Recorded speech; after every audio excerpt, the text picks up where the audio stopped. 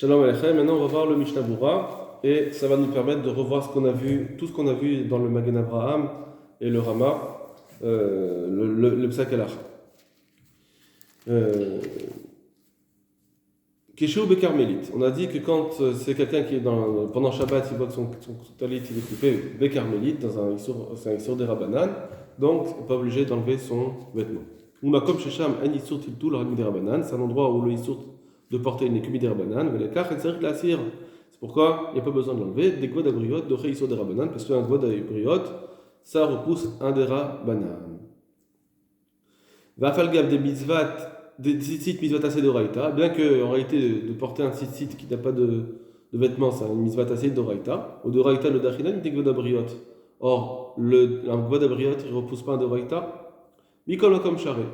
Malgré tout, ici c'est permis. Dès l'homme, la Torah lotilbash beged beletzitzit.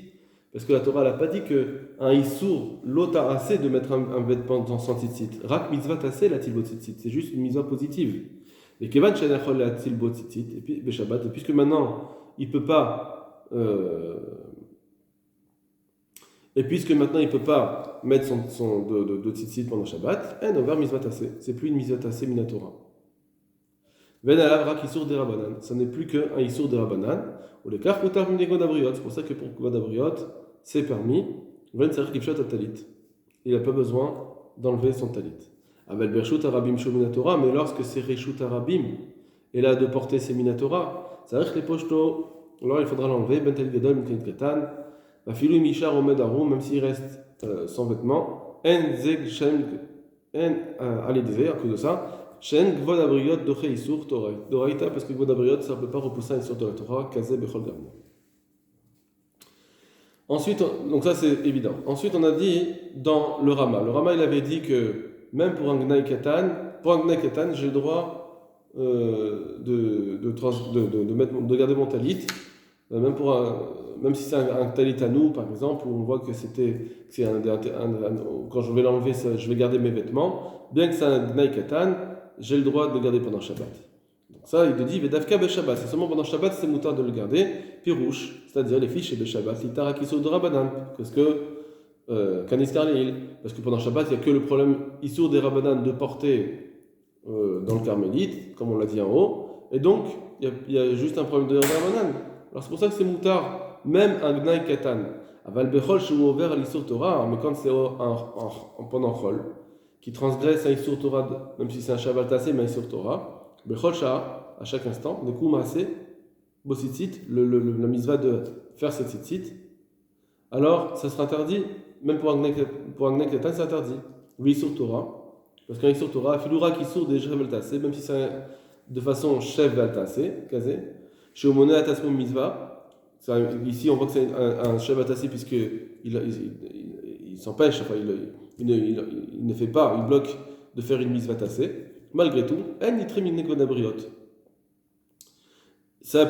même un cheval tassé, quand c'est minatora, c'est pas repoussé pour Gwad Abriot, il bloque avec Gnai Gadol, à moins que ce soit un Gnai Gadol. Donc ce qu'il a dit le Rama, c'est que pendant Shabbat c'est moutar, c'est seulement ce cas-là où c'est un Gnai Katan, c'est moutar. Mais la reine, Asur il bosh la talit Gadol keshore shenbo tzitzit, pour ça qu'il ne peut pas mettre un talit Gadol. Quand il voit que ce talit gadol n'a pas de tzitzit, des lichev bli talit, parce que lorsqu'il va être assis sans talit, il dira les ramad d'urak beklal gnai katan, ça s'appelle un petit gnai. Et un petit gnai, ça repousse pas un issour Torah, même dans Sheval Tassé. Vechen est pareil, inodalo bershut arabim keshu oler betalit gadol. Si quelqu'un, il voit dans le reshut arabim qu'il est il a un talit gadol avec lui dans le Reshut Arabim. Chez Nifsaklo, il voit qu'il a un tzitzit qui est coupé. Alors il ne peut pas dire, bah oui, mais c'est un gnaï que de l'enlever, donc j'ai le droit de le garder. C'est vrai qu'un il faut aussi l'enlever tout de suite. Des bisman et nupshita talit gadol, beshouk, parce qu'aujourd'hui, d'enlever un talit gadol dans la rue, ou gamken rak gnai katan, ça s'appelle juste un gnai katan. Voilà. Ça, c'est un Gnai Katan. Et donc, un Gnai Katan, il ne peut pas enlever un Issour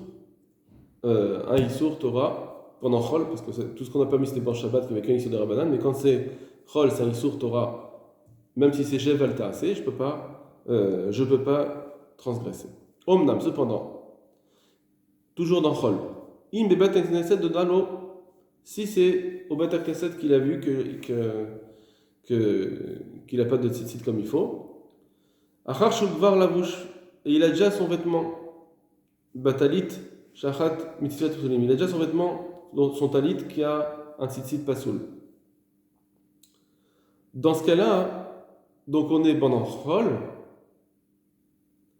donc c'est interdit d'être à Mevatel Mizvat Aseh, à moins que ce soit un Gnai Gadol. Qu'est-ce que c'est ici? Quand on est au Bet Knesset, qu'est-ce que c'est? Est-ce que c'est un Gnai Gadol ou un Gnai Katan? Alors, Ben Minachahoronim, beaucoup de décisionnaires des derniers temps, Mekilin, ils sont Mekil, Den Sarich les Foshto, Techef. Ils disent qu'il n'y a pas besoin de l'enlever tout de suite. Des Zviralaim, des Kevan Shubber Rabim, parce qu'ils pensent que comme ici il est en public, le Bet Knesset, alors Avshita ou Gnai Beoter. Pour eux, ils considèrent de l'enlever, ça s'appelle une grande honte. Donc ça, eux, dans ce cas-là, donc en fait c'est un prat ici, il ne faut pas s'embrouiller. Ici c'est juste un détail. Comment on va considérer? Si c'est un Gnai Gadol, tout le monde est d'accord on peut le garder. Si c'est un Gnai Katan, tout le monde est d'accord qu'il faut, si c'est un Gnai Katan, il faut l'enlever. La question, d'accord? Ça, tout le monde est d'accord. La seule question qu'on a ici, c'est comment on considère cette situation-là. Est-ce que c'est un Gnai Gadol ou un Gnai Katan quand on est au Bet Knesset? Donc beaucoup d'Acharonim ils disent que ça on est Mekil parce que ça s'appelle un Gnai Gadol, juste que Mekilin den tzarich leposhotechef, des viralem des givan shu berabim ben tzarich leposhotechef Gnai Gadol, pardon, rak yemaher lelel arbeto, juste qu'il faut se dépêcher de rentrer au lebeto ou bien d'aller chez lui, ou bien les bêtes chez les Fina Bet Knesset, ou bien d'aller dans une pièce qui est à côté du Bet Knesset, on va chez Tenoucham et de l'enlever. C'est-à-dire qu'on n'est pas obligé d'avoir honte sur place, et par contre, je dois faire en sorte de rentrer chez moi, parce que c'est Chol, ou bien de l'aller dans un endroit où je pourrais l'enlever et de ne pas avoir honte. Parce que c'est qu'un Gnai Katan. Pardon, bien que c'est un Gnai Gadol, malgré tout, il vaut mieux l'enlever. V'chayadam machmir bazem. Le Chayadam, il dit non. Ça s'appelle un Gnai Katan, même en plein Bet Knesset, ça s'appelle un Gnai Katan. Il pense d'Avshatat Gnai Gadol ou Gnai Katan, ça s'appelle un Gnai Katan. C'est un peu ce que pensait le Bet Yosef apparemment. Parce que de toute façon, on voit bien que les gens, ils ont l'habitude d'enlever leur talit au Bet Knesset, d'enlever, de remettre. Donc, c'est pas une si grande honte. Les gens, ils vont pas vraiment remarquer qu'il a pas son talit. Donc c'est pas, lui il dit ça s'appelle pas un Gnai assez grand et donc il faut l'enlever. Mais après j'ai vu que aussi le Primigadim, dans son introduction de l'Echot Tzitzit, chez Sovar Yamken Kechayadam, il pense aussi comme le Chayadam d'être Mahmir. Alken Manachon la Sot et c'est pourquoi. Donc maintenant lui il va trancher, il va dire il y en a qui permettent, il y en a qui interdisent. Donc ce qui est le plus convenable de faire, c'est de faire la condition chez Katav Besefer Aksot Achaim. Chef Kirenu, qui disent que son talit qu'il porte là, ils disent dans sa tête, eh bien, ça y est, je l'abandonne, ça veut dire c'est plus ma propriété, il est plus à moi. Déjà, c'est pas tout, mais la seule tzitzit alors. Du coup, c'est plus Chayad de tzitzit, parce que les tzitzit, c'est seulement si c'est un habit qui t'appartient. Si à ce moment-là, tu te dis, bah, c'est plus mon talit, bien que c'est un peu discuté, cette astuce-là, elle est un peu discutée, dans ce cas où il y a une marloquette, c'est Moutar. Donc Shagel et Beto, il y a les Akotbo, et rentrant chez lui, à nouveau, il prendra, il fera ensuite encore une acquisition de ce talit pour que ce soit sa propriété. D'accord. Donc il tranche pas vraiment. Donc ce qu'on a dit en tout cas, c'est que dans Chol, on est Mevatel une Mizvat Aseh, c'est un chef Altaseh qui n'est permis qu'avec un Gnai Gadol et pas un Gnai Katan. Voilà, ça c'est la conclusion qu'on voit ici, que chef Valtaaseh, c'est comme Tosfot, c'est permis seulement si c'est un Gnai Gadol, pas si c'est un Gnai Katan.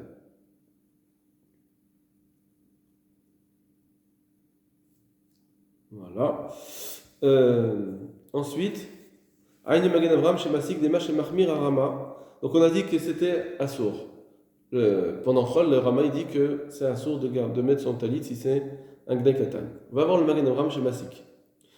Le Magen Avram qu'on avait vu, il conclut. Les mach mirmir Rama Bechol, ce qu'il a dit le Rama qui c'est interdit, l'okaya al mashikata betrila. C'est pas sur ce qu'on avait dit au tout début que dans le cas où on enlèverait un talit katan dans la rue, c'est un gnaï gadol. La filou betalit katan, que même si j'enlève mon talit katan qui va être un gnaï gadol, ce serait interdit. Non.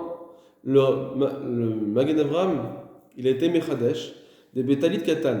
Quand c'est un talit katan, imno dalo shatzitzi psulin, s'il a vu que son tzitzit est psulin, pas soul, et ça, il a vu ça dans la rue.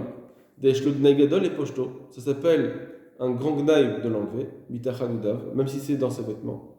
Ben bebet knesset, ben berabim, que ce soit au bet knesset ou berabim, en tsarich des pochto. Des gnaï gadol d'oré gvadabriot, parce qu'ici c'est un gnaï gadol et donc ça repousse un gvadabriot, afilou isur d'orakta beshavel tassé, bien qu'ici ça est sur Torah, comme c'est un shavel tassé, il considère que ça s'appelle gnaï gadol. Donc même dans Chol,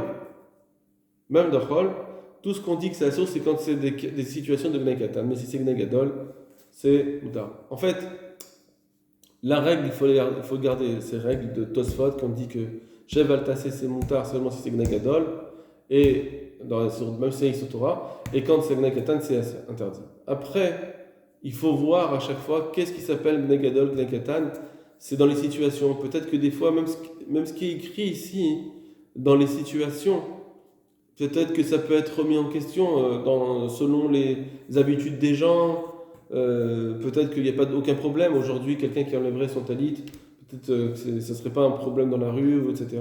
S'il reste avec son vêtement, s'il arrive ou bien s'il peut facilement l'enlever, s'il peut facilement aller se cacher et se mettre dans un coin d'une rue, l'enlever rapidement, personne ne verra quoi que ce soit. Ou même s'il voit, il s'en fiche, il ne connaît personne. Donc c'est pas un vrai gnaï.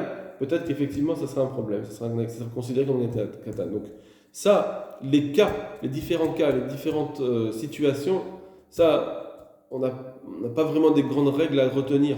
La règle à retenir, c'est que quand c'est sur Torah, eh bien, même dans Shev al Tassé, c'est comme Tosfot a dit, eh bien, des fois, le Shev al Tassé, il peut être permis pour un gnaï, mais seulement si c'est un gnaï gadol, pas un gnaï katan, non.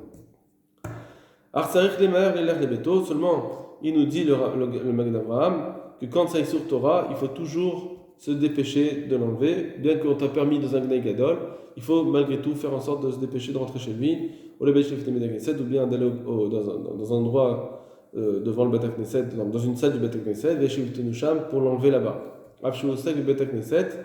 Bedvar mitzvah, et même s'il est en train de faire une mitzvah au Bet HaKnesset, comme ça est sur Torah, il n'y a pas cette permission. Il sur Torah.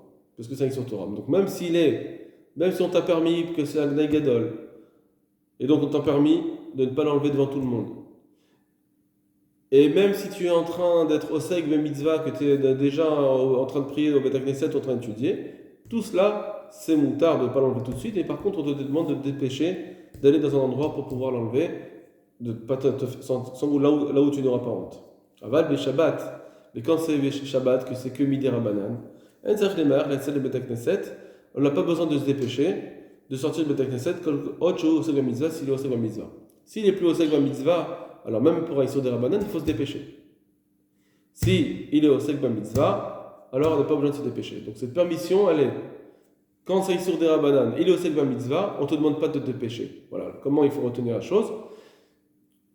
Tu dois toujours te dépêcher de rentrer, même si on te permet de le garder ton vêtement, de ne pas enlever ton vêtement tout de suite, tu dois te dépêcher d'aller dans un endroit où tu n'as pas honte pour l'enlever, à moins que tu aies les deux conditions suivantes, c'est un Issour des Rabbanan et tu es au Seg Mitzvah.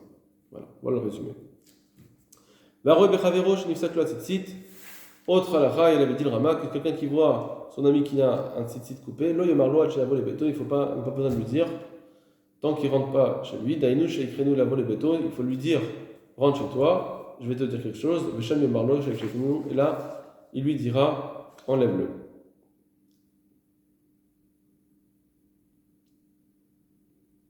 Voilà. Apparemment, il n'y a pas de distinction. C'est Shabbat ou Chol.